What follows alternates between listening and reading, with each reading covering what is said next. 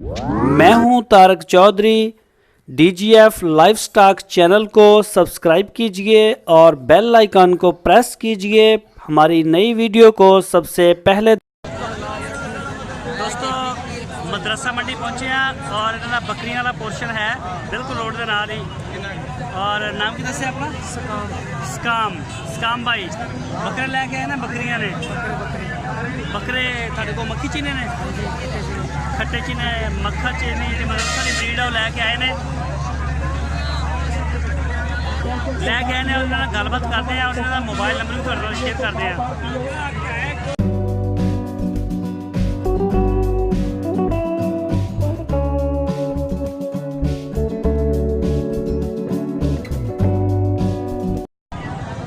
अच्छा स्काम भाई नस्ल लाजमी दसो कि है पीतल कान छोड़ दे। अच्छा मक्खी चीनी मक्खी चीना ब्रीड मक्खी चीनी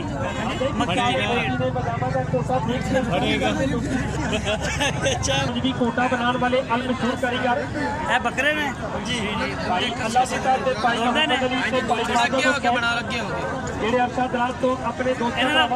बोटियां किनिया ने बोटियां वजन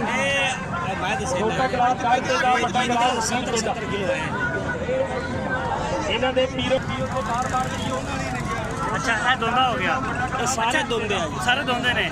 अच्छा ये बोटियां किनिया ने जींदा 30 किलो जींदा 70 किलो। मदरसा मक्खी चीनी बहावल नगर मदरसा है की रेट है 52,000 रुपया।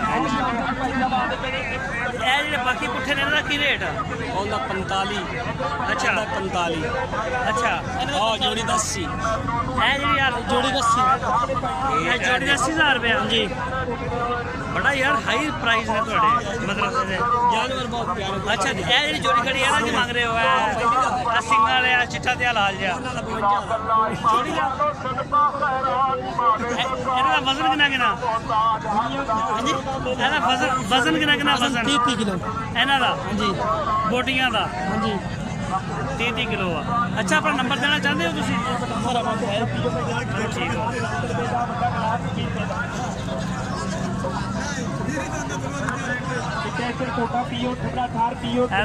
देख सकते हो शोर बहुत ज़्यादा और इस वजह का कसम थोड़ी दुश्वारी भी आ रही है। सर बकरी का की रेट है? हाँ रेट बकरा के बकरी बकरियाँ नहीं है मक्खी चीनी नहीं जी मक्खी चीनी ब्रीड है। अच्छा वो सही चलो ठीक है।